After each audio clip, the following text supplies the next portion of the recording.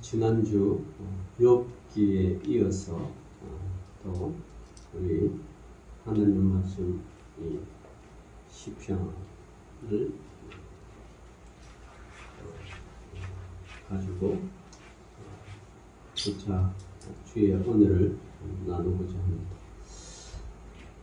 시편은 총 150편으로 구성된 이 시는 많은 시편의 저자들이 있습니다. 왕도 있고 농부도 있고 선지자도 있고 또 각자의 나름의 그런 인생사에서 일어나는 일들, 그래서 시편으로서 시로서 절대 초월자요 창조주로서 태초부터 종말까지 구속사를 주관하시고 구속사의 주체이신 하나님과 이 땅에서 죄와 질고를 얽매며 살아가는 인생들의 그 가감없는 하나님을 향한 그 시가 총체적으로 압축적으로 담겨 있는 것이 시편입니다. 그 시편은 총 150편으로 되어 있지만 총 5권으로 되어 있고 그렇게 합니다. 여러분, 시라는 것은 한 시대의 그 압축적인 함이죠, 함이. 또 한 인생의 압축적인 하나의 그런 인생사의 소설은 여러분 길게 있지만 이 시는 딱 그 압축적인 그 내용으로서요 그 사람의 인생을 우리가 노래하고 그 사람의 인생을 볼 수가 있습니다. 우리가 저도 종종 그 시차례를 한 달에 한 번씩 합니다. 그동안 코로나 때문에 한 2년 넘게 2년 반 정도를 시차들을 쉬었습니다. 열자 그러면 안 된다 그러고 나이 드신 목사님들이 안 된다 그래가지고 계속 미뤄오다가 이제 코로나가 이제 해제되고 하루 10,000명 이하로 떨어지니까 감기만도 못한 그런 어떤 전염병 수준이 되니까 이제 정부에서 이제 해제를 했죠. 그래서 이제 총회도 열리고 노회도 열리고 이제 또 노예사나 우리가 총 5개 시찰회인데 시찰회들이 열리고 있습니다. 그래서 원래는 내일도 우리가 시찰을 평화교회라고 준비되어 있는데 열리려고 했는데 그 교회 권사님이 갑작스럽게 소천을 하셔가지고 다음 주 월요일날로 이제 미뤄졌는데 우리 교회는 9월 달에 그렇게 하기로 했습니다. 제가 볼 때 한 4년 만에 열리는 것 같아요. 그래서 우리가 또 여러 가지 또 오시는 손님들을 위해서 음식이며 또 다가며 여러 가지 준비를 해야 되는데 어쨌든 9월 때 열리던 그때 가서 생각하고 그렇게 했기 때문에 제가 시찰을 이제 교회마다 들어가면 어떤 교회는 이제 강대선 뒤에 이렇게 써 있어요. 뭐 성경 구절도 써 있지만 이런 시구절이 생각나요. 이런 말이에요. 내 상처는 나에게 별이 된다. 사람이 상처가 입으면 아프잖아요. 아프고 감추고 싶고 또 상처 때문에 고난받고 고통당하고 괴롭잖아요. 근데 그걸 상처는 나에게 별이 된다. 별은 여러분 뭡니까?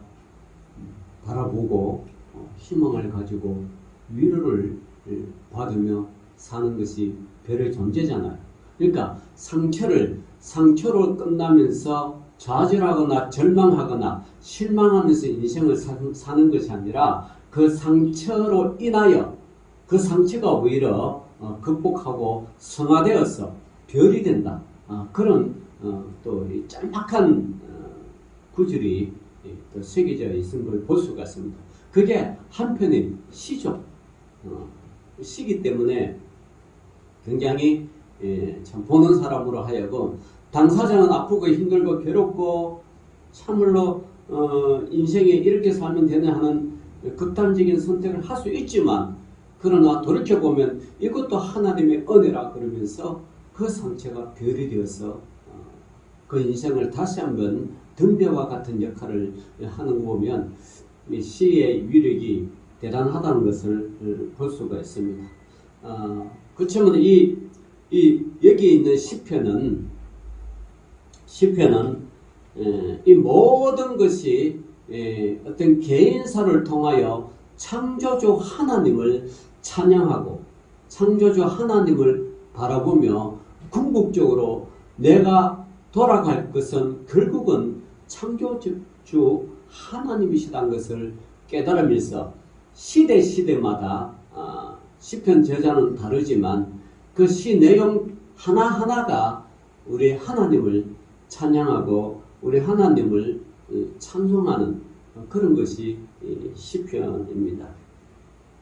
그래서 본 시는 창조자여 역사의 주관자로서 필연적으로 우리가 전 존재를 결정하는 하나님에 대한 바른 삶의 자세의 전부가 선과 악의 기준이며, 나아가 이는 단순한 도덕적 문제가 아니라 우리의 전 존재의 영원한 복과 영원한 벌을 결정할 유일한 기준이라는 그런 인생관에서 이 시편을 보면 의인의 삶과 악인의 삶을 대조시킴으로써 이 시편의 그런 극명하게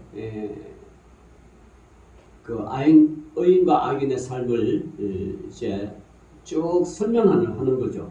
그래서 본시는 이런 심오한 진리를 의인과 악인이 상반되는 구체적 삶의 양식과 그 운명의 비교 제시를 통하여 단순 소박하게 선포함으로써 오히려 여호와 신앙의 정당성과 왜 그분이 우리를 창조하시고 창조의 목적과 이후의 삶과 또 죽음 위에 심판이 있다는 것을 분명하게 가르쳐주는 것이 이 시편이죠. 그래서 더구나 이 시편 1편에서 150편 중에서 저는 어떤 설교를 할까, 이 시편 중에서 참 아름다운 시편도 많아요.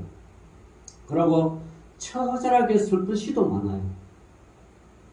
그런 시편 중에서 어떻게 할까 하지만 저는 늘 하면서 역시 이 시편 중에서 가장 중요한 게 1편이다. 왜냐 그러면 이 1편에 보면 복 있는 사람과 악인의 삶이 극명하게 대조하잖아. 그리고 10편 1편이 가장 중요한 것은 여러분 우리가 어떤 집을 들어가더라도 가장 먼저 열고 들어가야 하는 것이 이 대문이잖아. 그죠? 대문을 통하여 들어가야 이 집이 어떤 집인지, 어떻게 사는 건지, 어떤 어려움이 있는지, 안 그러면 어떤 기쁨이 있는지 가장 먼저 들어가기 위해서는 대문이란 말이에요. 이 시편 1편은 그 역할을 하는 거예요. 그래서 이 시편 1편을 보면 딱 하나님께서 이 시인은 이렇게 말하죠. 복 있는 사람의 삶은 어떤 것인가? 이겠어요. 복이라는 것은 물론 뭐 이렇게 히브리어로 바로크라는 뜻도 있습니다. 바로크라는 것은 부복하다는 뜻이. 이 부복하는 뜻은 전쟁이 일어나서 싸우면 승리한 쪽이 또 혹은 패배한 쪽이 가깝겠죠. 패배한 쪽이 그 왕이나 장수가 나와서 자기 이 몸 전체를 바닥에 딱 그게 엎드린다. 이걸 부복한다 그래요. 그러면서 성자한테 내 나라와 내 생명, 내 백성의 모든 생사 여탈권은 성자한 당신에게 있습니다 하면서 그렇게 부복하는 것이 이게 복 있는 그렇게 바로크다 하는 것이죠. 복이다 이런 뜻입니다. 생사 결정권을 상대에게 주는 건데, 근데 여기에 있는 그런 여기 있는 복 있는 사람이라는 그런 어떤 바로크 뜻보다 음나라 말로 표현하면 똑바른 길로 나아가다라는 뜻입니다. 똑바른 길로 나아가다. 여러분, 이는 인생이면 누구나 원하는 길, 곧 축복을 얻는 길에서 벗어나지 않고 똑바로 나아가는 것, 그것이 바로 참 복임을 보여줍니다.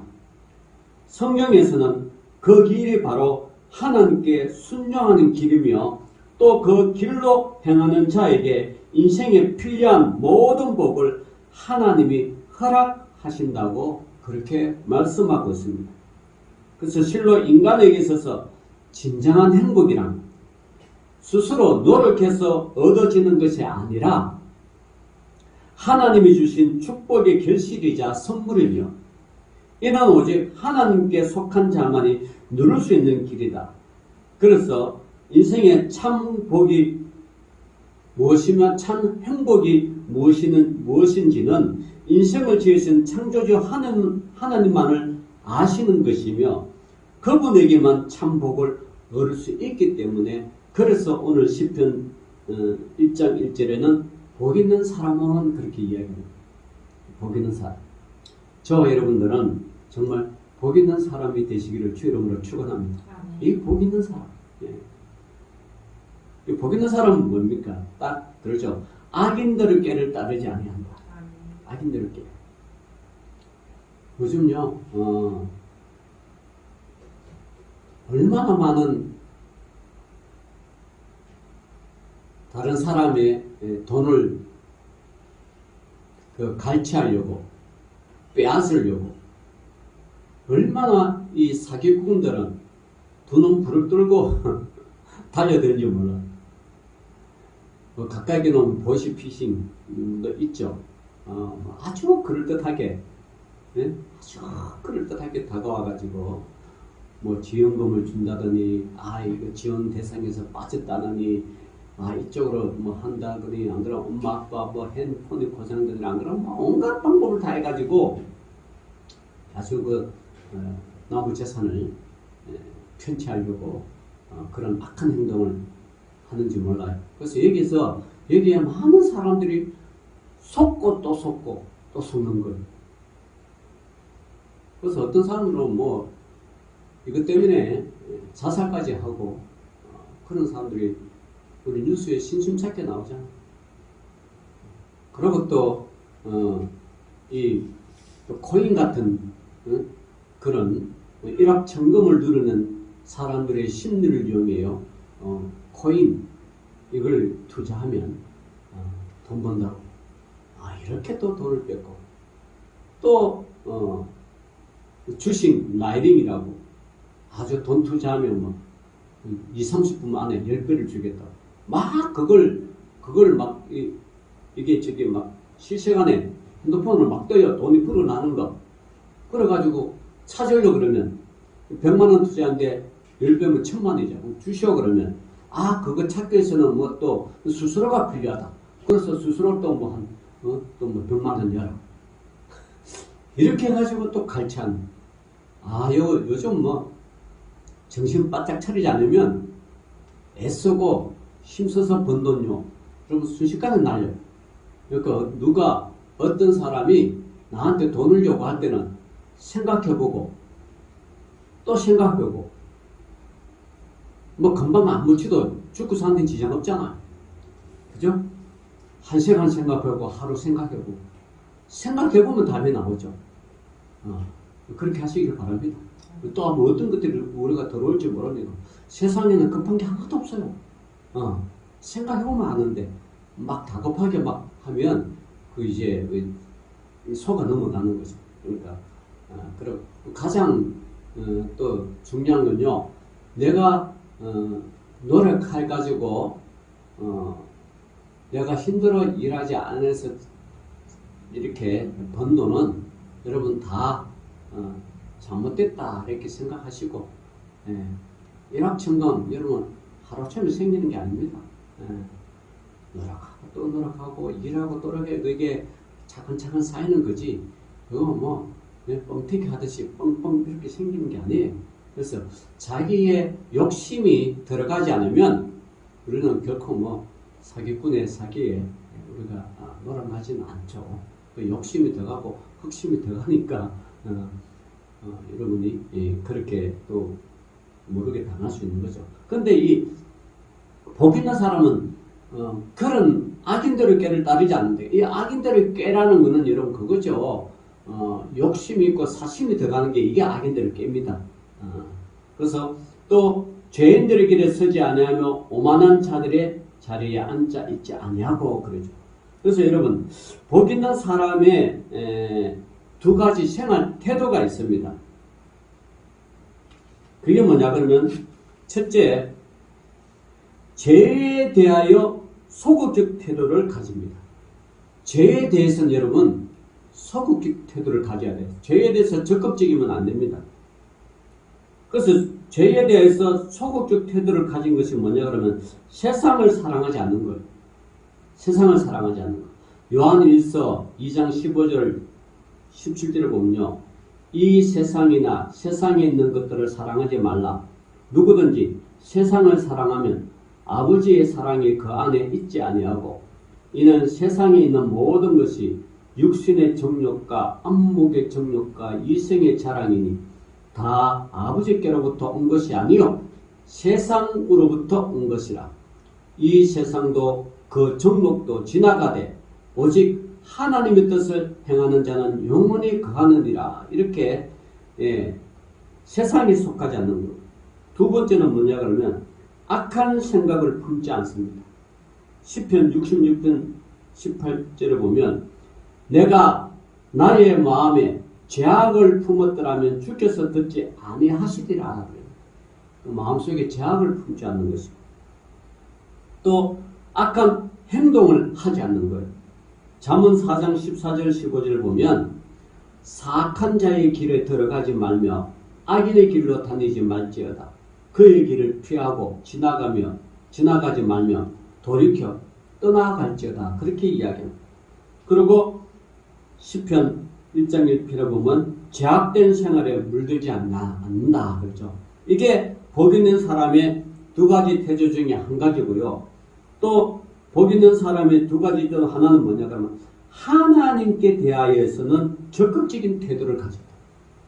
하나님께 대하여 우리가 주의 일을 한다, 주의 영광을 한다, 주를 위해서 산다 그러면 이거는 소극적이 아니라 적극적으로 산다.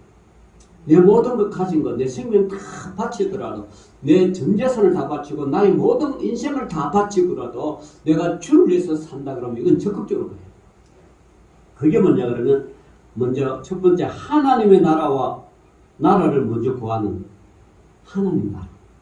마태복음 6장 33절 34절에 보면 그런즉 너희는 먼저 그의 나라와 그의 의를 구하라. 그러면 이 모든 것을 너희에게 더하시리라. 그러므로 내일 일을 위하여 염려하지 말라. 내일이 염려할 것이요 한날의 괴로움은 그날의 족함이라. 그렇게 말씀하십니다. 그러니까 여러분 내일 일 염려하지 마십시오. 우리가 늘 내일 일을 염려한다는 것은 내가 세상을 사랑한다는 것과 똑같은 거예요. 내일 일은 엄밀하게 말해서 내일 일은 내 것이 아니잖아. 내 것이 아니에요. 내일 일은 누구 것이에요? 내일 일은 하나님 것이잖아. 그러니까 하나님 것을 내가 왜 염려합니까? 하나님 것은 하나님께서 알아서 하실 일이고 우리는 오늘 하루의 삶을 충족하게 충실하게 살면 되는 거예요. 네.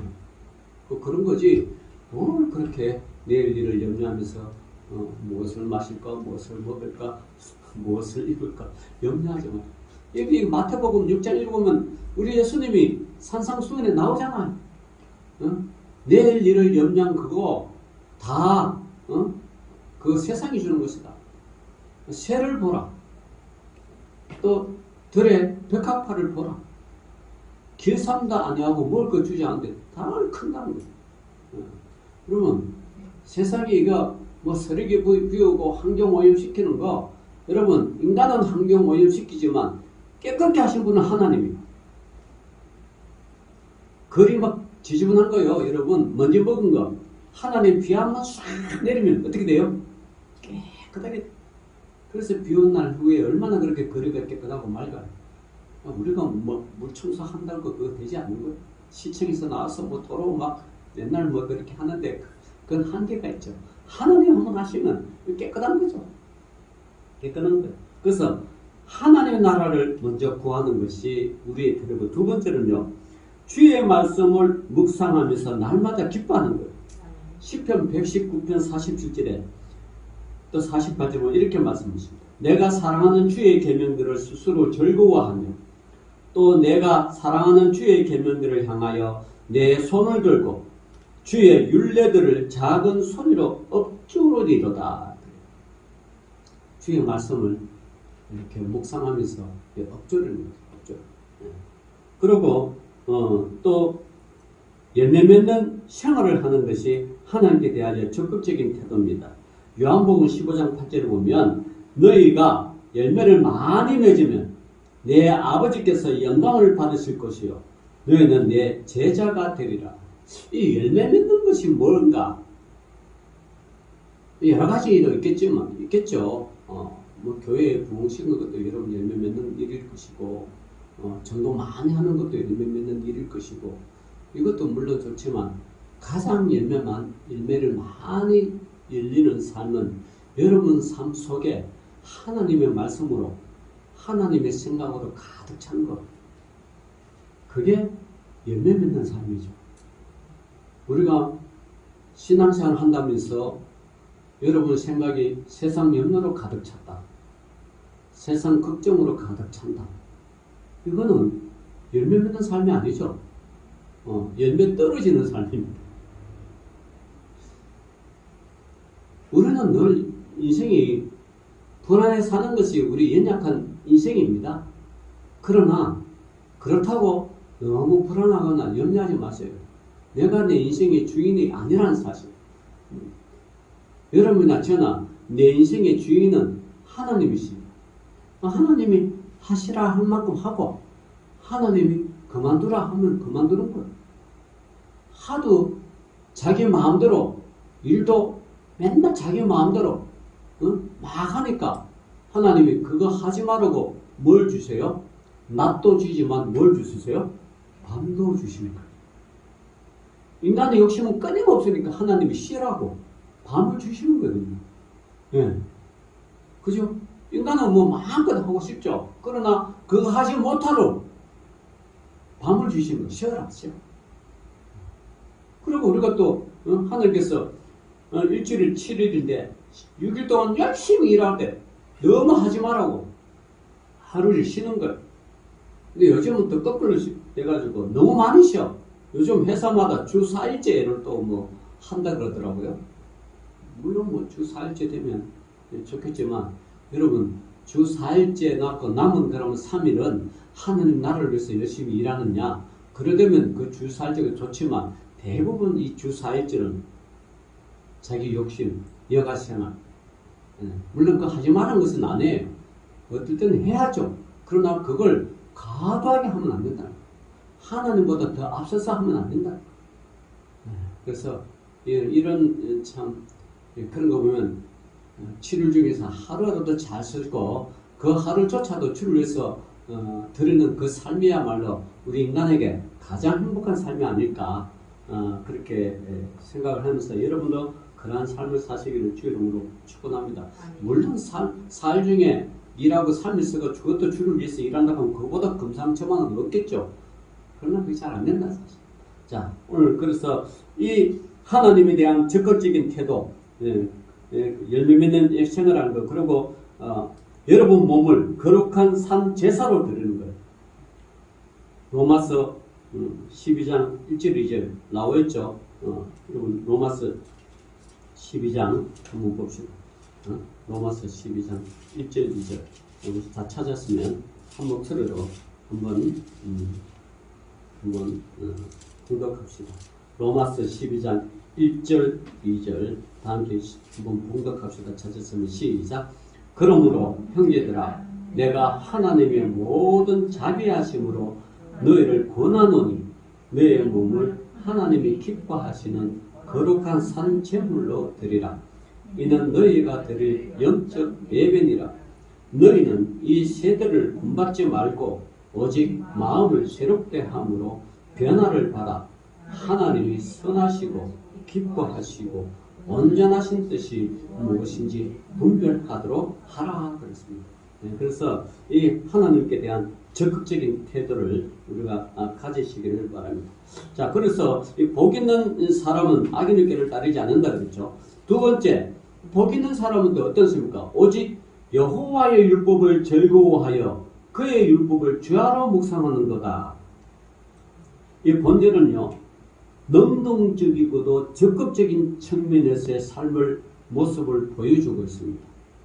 우리는 율법이라 하면 토라라는 좁은 의미에, 물론 이 당시 시편을 기자가 말할 때는 토라를 이야기하죠. 이게 모세 오경 또는 하나님께서 구약 선민 이스라엘 백성에게 주신 구약 율법을 가리키는 것을 말할 수 있지만, 그러나 오늘날 와가지고는요, 보다 넓은 의미에서의 하나님께서 인간에게 주신 모든 계시의 말씀을 뜻하므로 성경 전체를 가리킨다고 볼 수가 있습니다.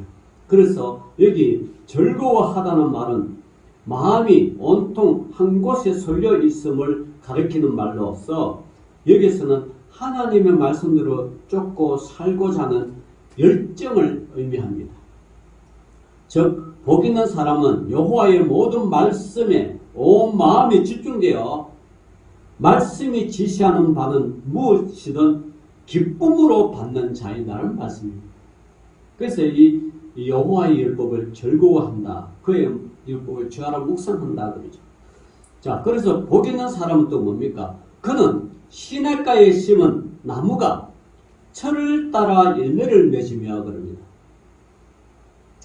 여러분, 나무라는 나무가 존재하는 데 있어서 가장 중요한 것은 뭘까요, 여러분? 물론 공기, 바람 이런 것도 중요하고 온도도 중요하죠. 그러나 가장 중요한 게 뭐냐 그러면 물입니다. 나무에게 있어서 물은 생명과도 같은 것이죠.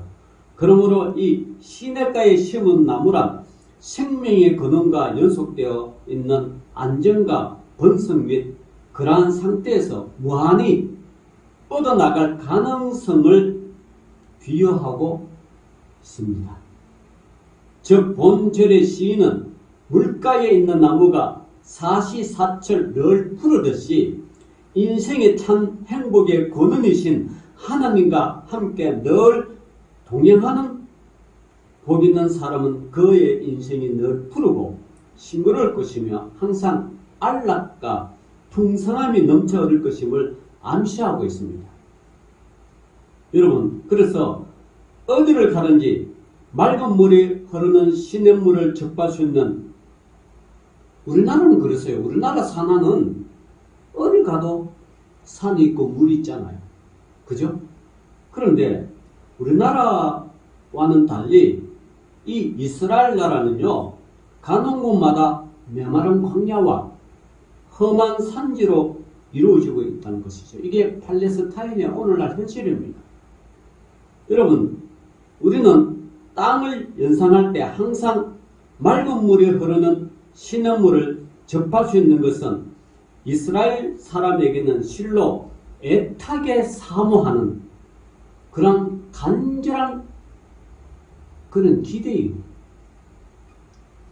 저도 이스라엘 갔지만 여러분 가도 사막이에요. 어디 땡볕에 여러분 사막에 한 40분 걸으면 사람 탈진해요.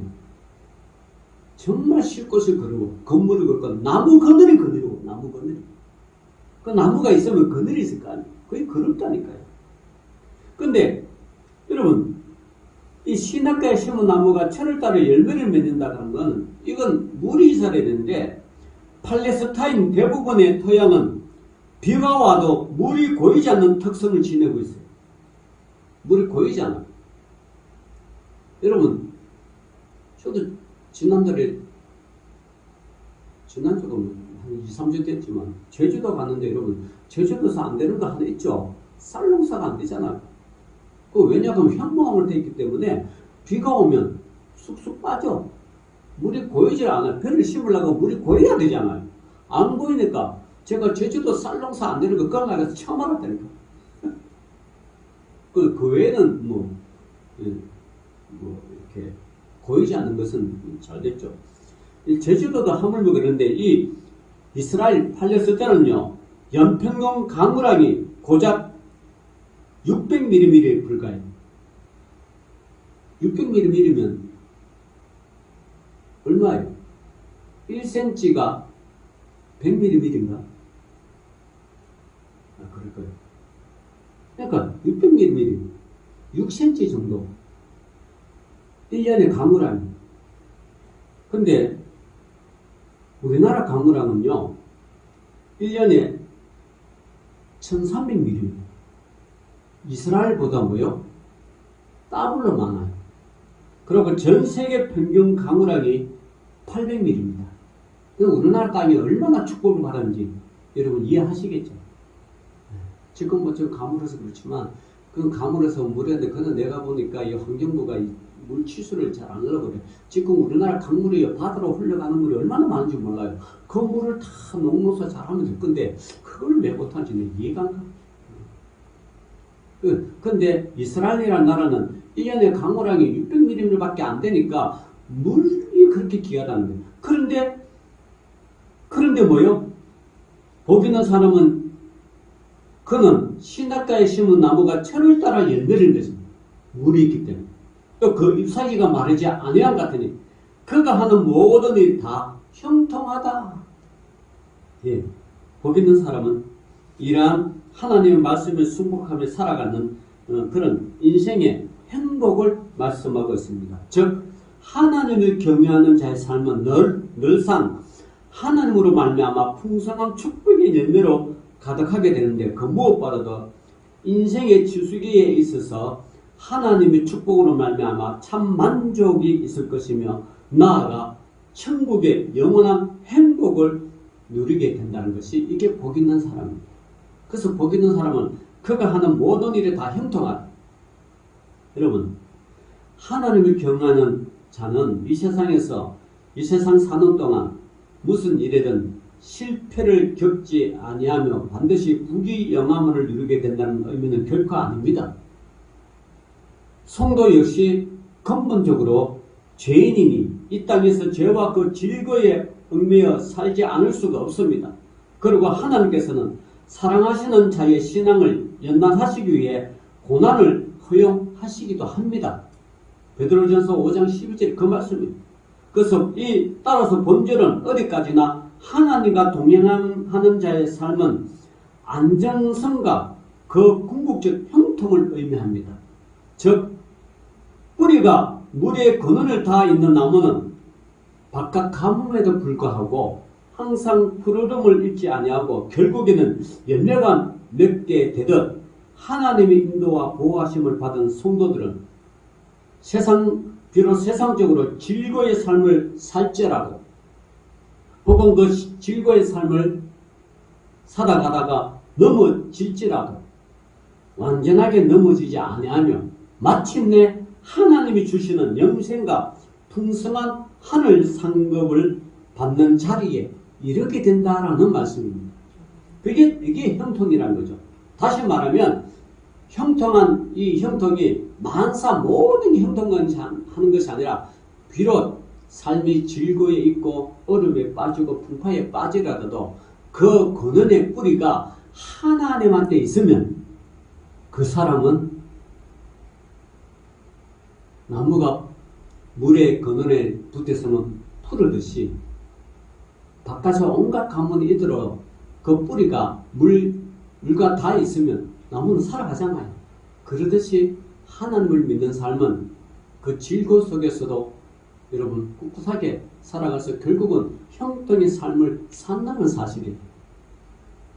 그래서 이처럼 신학가의 신규 나무가 그 땅에 뿌리를 깊이 내리고 견고하게 쓰듯 공간 중에도 낙심치 아니하며 하나님 안에서 그 삶의 뿌리를 깊이 내리는 성도가 반드시 형통하리라는 것이 시편의 주요 주제 중 하나입니다.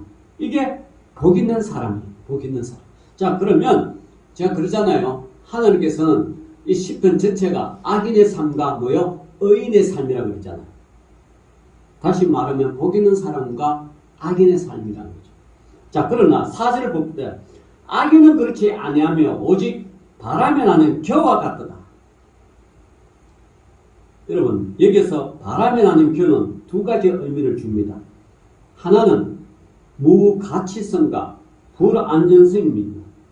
성경에서 겨는 소중한 알곡과 달리 전혀 쓸데없는 것을 상징합니다. 그리고 그것이 바람에 날려온다는 것은 그 불안정성과 허망함을 상징하는 것입니다. 오늘도 제가 운동하다 보면 여러 사람을 만나잖아요. 여러 사람 보면 제가 아신 분이 그분 나보다 나이 많아요. 저도 나이 많아가 노장으로 속하는데 나보다 더 나이 많은 사람이 배드민턴 배우겠다고 촉으로서 레슨 받는데 갑자기 내가 젊어진 것 같아. 그래서 나이 많은 사람 한 명이 내가 젊어지니까. 근데 이분은 이제 안산에도 제조 공장을 자동차 만드는 공장을 크게 하고 지난번에 얘기했는지 모르지만 건물도 수원에 가지고 있고 두 딸들도 연봉 1억 5천 딸이 둘이 있는데 36, 34 때인데 시집을 안 간대. 그 연봉이 1억 5천 받았는데 시집 갈 리가 없잖아. 근데 내가 그랬어요. 그분 보고 아마 살아있을 때 이게 재산 정리 잘해야 될 것이라고. 재산 때문에 사는 사람 많더라고. 자기도 알고 있대. 그 지금 고민이 돼. 어떻게 해야 될지. 돈 많은 것도 고민이에요. 참 이게 믿음이 들어가야 되는데 저희 지금 전도 대상입니다. 기도 중이에요. 믿음만 들어가면 그 많은 재산 하나님을 위해서 얼마나 잘 사용하겠어요. 그죠? 고민할 필요도 없지 뭐.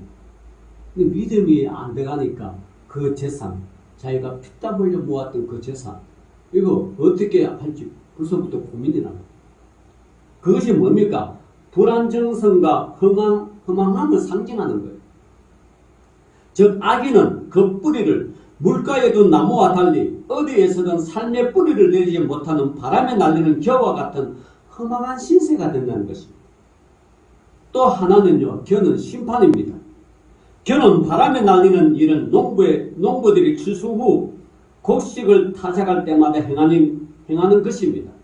마찬가지로 악인이 비록 이 땅에서는 형통할지라도 그것은 일시적인 것일 뿐이며 결국은 인생의 주시기에 나아가서는 궁극적으로 하나님의 최후 심판날에 멸망에 이르게 됨을 보여주는 것입니다. 그래서 바람에 나는 겨와 같다 그렇게 비유하고 있습니다. 누가요? 악인은 그렇고. 그러므로 악인들은 심판을 견디지 못하며 죄인들이 의인의 모임에 들지 못한다. 유대인들은요, 유독 모이기를 좋아해요. 모임에서 빠지면 자기는 사회생활에서 도태된다고 생각해요. 그래서 그 모임을 굉장히 좋아하는데 이 모임이 그래서 죄인들이 의인들의 모임에 들지 못하리로다. 하나님을 믿지 않는 사람들의 삶이 그렇다는 거예요. 그래서 이 악인들은 의인들의 모임에 못 간다. 마지막 6절을 보면 무릇 악인들의 길은 여호와께서 인정하시나 악인들의 길은 망하리로다. 예, 의인들의 길과 악인들의 길을 분명하게 드러내고 있습니다. 그래서 여러분 여기서 길이라는 것은 사람이 지향하는 삶의 궁극적 목표 또는 삶의 태도를 말합니다. 그리고 인정한다는 말은 깊은 관심과 애정을 갖고서 보살피며 인도해 주실 것을 가리킵니다. 그래서 시인은 이 길이라는 것을 그렇게 중요한 사실로 지적합니다. 자, 말씀을 읽겠습니다. 하나님께서는 하나님을 사모하며 순종하는 삶을 살기를 힘쓰는 자들을 지켜 보호하시고 인도해 주시니 저들은 안전하게 영생에 이르게 되나 이와 달리 악인에 대해서는 그냥 내버려 둘 뿐 아니라 저들은 계속해서 사망의 길로 나아가 마침내 영원한 사망의 자리에 이르게 된다는 것입니다. 그래서 오늘 시편 이 1편은 복 있는 사람과 악인들, 인생에 대한 절대 주권은 오로지 인생을 지으신 창조주 하나님께 있기 때문에 그분을 향한 삶의 태도와 방향에 따라 인생의 성공과 실패가 좌우된다는 것입니다. 그래서 저와 여러분들은 반드시 복 있는 사람 되시기를, 이 복 있는 사람은 하나님을 가까이 하는, 그 시편에도 하나님을 가까이 하는 자는 복이 있다. 하나님을 가까이. 여러분, 세상을 가까이 하지 마시고 하나님을 가까이 해서 하나님께 마음껏 복을 받고 궁극적으로는 영생의 삶을 누리는 저와 여러분 되시기를 주의 이름으로 축원합니다. 기도합니다. 주님 감사합니다. 오늘도 믿음의 백성들, 복 있는 사람과 악인의 삶에 대하여 이렇게 말씀으로 저희들에게 들려주시고, 오늘도 우리 하나님교회 성도를 하나님을 가까이 하는 복 있는 사람이 되게 하여 주옵소서. 예수님 이름으로 기도 올리옵나이다. 아멘.